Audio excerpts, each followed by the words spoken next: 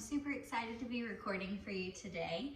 My name is Jessica Smith, and every week I am going to be posting a video or podcast with the history or more of like the darker origins of fairy tales or stories that we grew up hearing as a kid.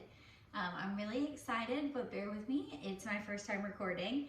I'm gonna do all this while I crochet, so if you see me looking down, that's why.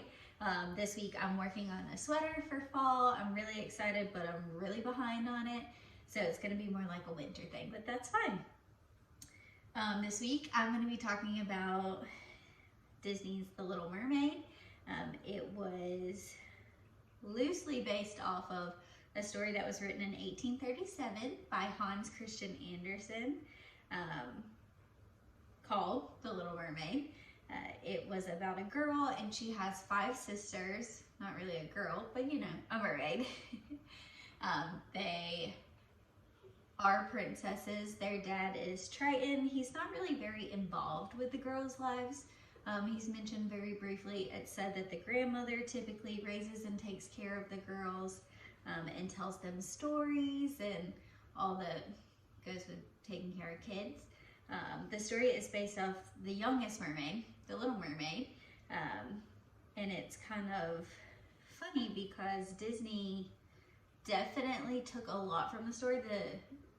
The storylines are very similar, but The Little Mermaid from 1837 is much darker.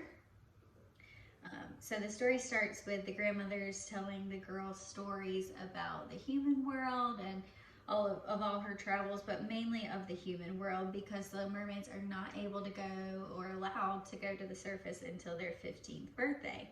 Before then, they just have to stay below the surface and kind of observe from under the water, kind of like fishbowl effect, if you will.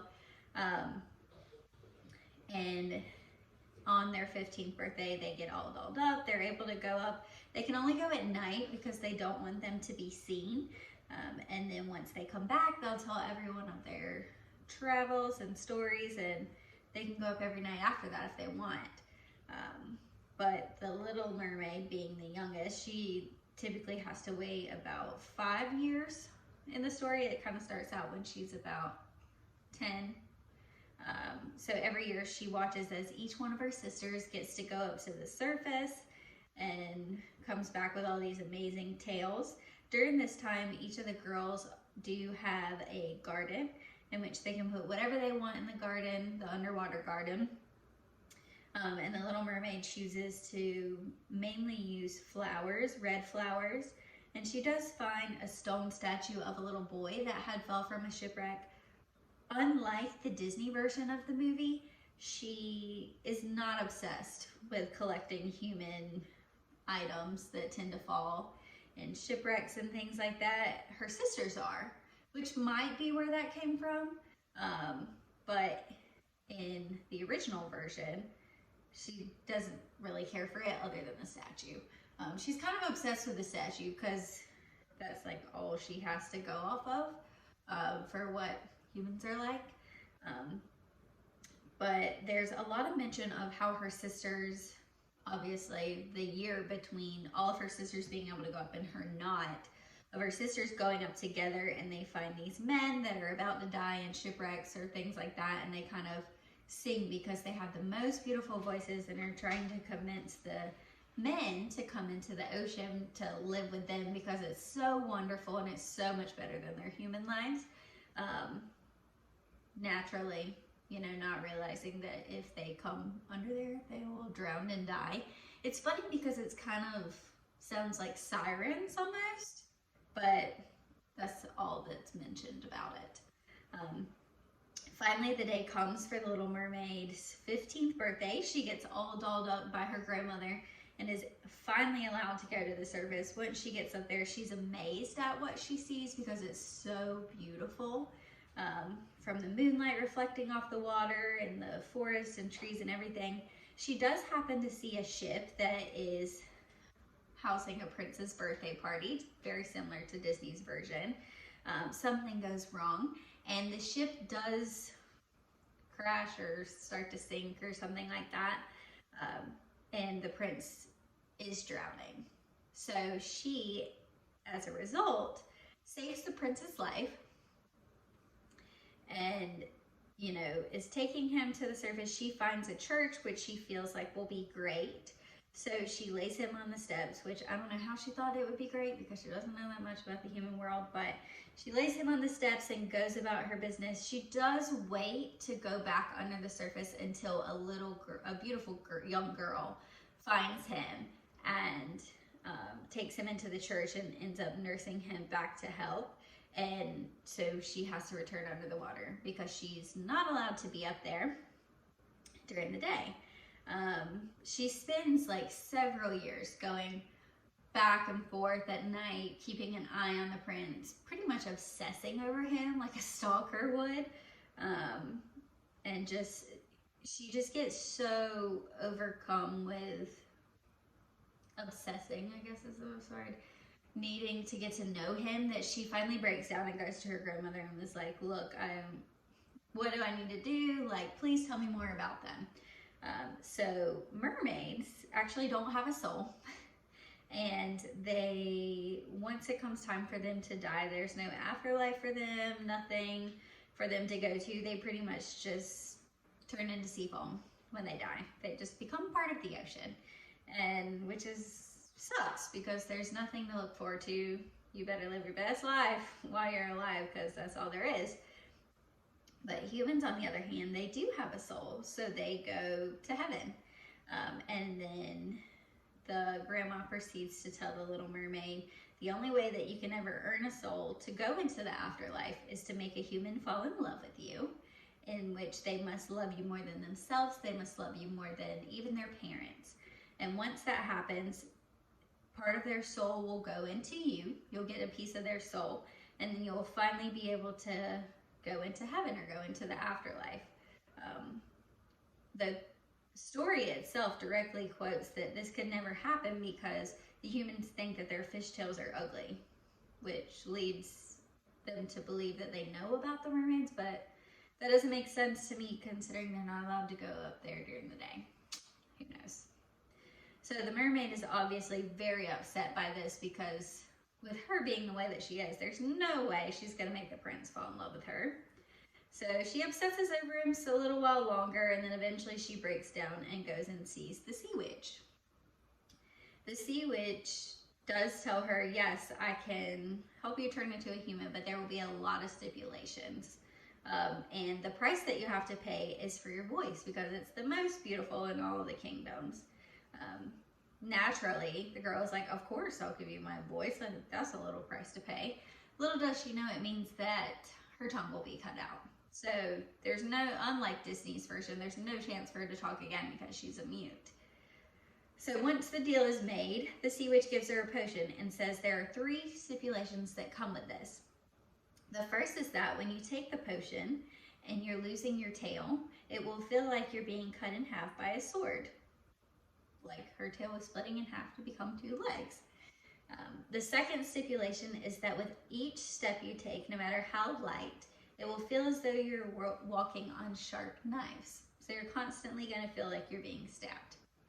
And the third is that if the prince was to ever fall in love with someone else and get married, then you would die the next day. So unlike Disney's version, she only has 3 days to make this happen. But here, in Hans Christian Andersen's version, there isn't a time limit. He just can't marry someone else. But, you know, the mermaid doesn't try to argue or make any other deals. She takes it. So then she takes the potion almost immediately as well. So the next morning, the prince finds her on the shore, naked and alone, trying to cover herself with her hair. And he quickly realizes that she cannot talk because she doesn't have a tongue. So he takes her into the castle and has his people clean her up, give her clothes. He ends up taking care of her. He does take her on several trips and to do several things, pretty much like the Disney version, but she goes everywhere with him. And she even sleeps outside of his door like a dog, which I'm not sure if that was by his request or something she wanted to do because she couldn't leave his side. It's kind of crazy, but they end up doing a lot of things together, and it naturally makes her fall more and more in love with this guy. So, you know, even though she has more motivation to get him to love her, more for a soul, she naturally is madly in love with him. The townspeople do notice that she walks very gracefully and light on her feet, that it's so beautiful the way that she walks, not knowing that every step she takes, she's walking on knives, which is pretty sad. But eventually the prince does have to get married to become king. So what ends up happening is the neighboring kingdom has a princess, and it's an attempt to join the two kingdoms together. And the prince tells the Little Mermaid, unless I were to see the girl that saved me at the church, you know, I could never love anybody other than you. So, you know, I'm more than likely going to end up marrying you, is what he told the Little Mermaid, which is cruel because she cares so much for him. She spends all this time with him and doing things with him and just falls more and more in love with him, and he just cares for her more like a child, you know, like a parent would care for their child. Well, he goes off on this trip and goes to the neighboring kingdom, and lo and behold, the princess that they're trying to hook him up with is the young woman that found him on the steps at the church.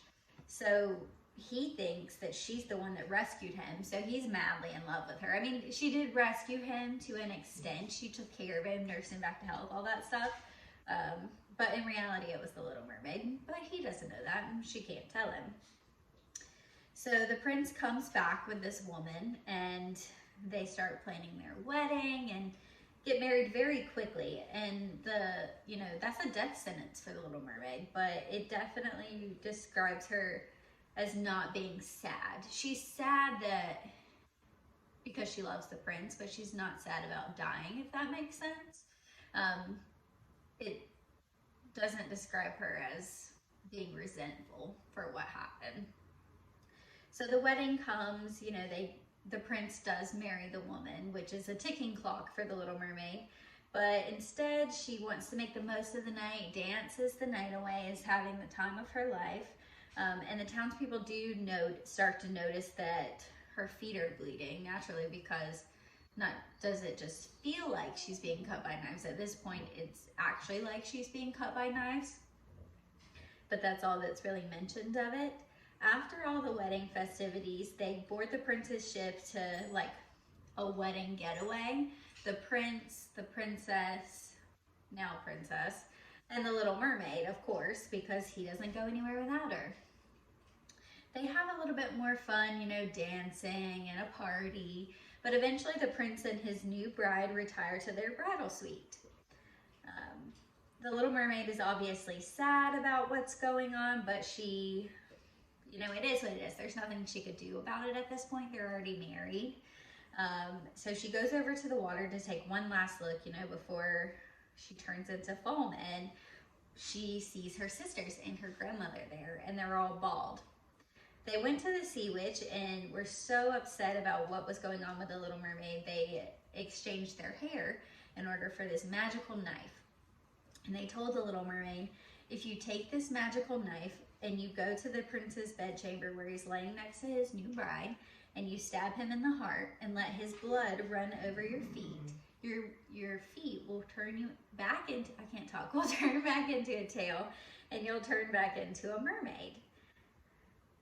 So she takes the knife and she goes to the prince's bedchamber where she lays over his bed where he's laying with his new bride, and she's just overcome with all this emotion because she has to decide between saving herself or saving the prince, and she is so in love with him that she decides she can't do it. She can't kill him.